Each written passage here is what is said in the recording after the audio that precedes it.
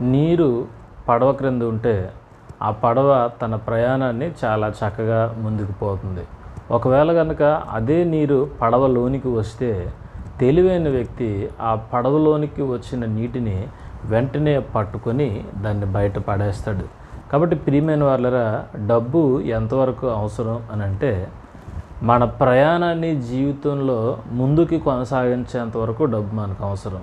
కానీ ఆ డబ్బు మనలోనికి రాకూడదు. వాడ వెళ్ళడానికి నీరు ఎంత అవసరం అంటే దాని క్రింద అది తేలేంత అవసరం.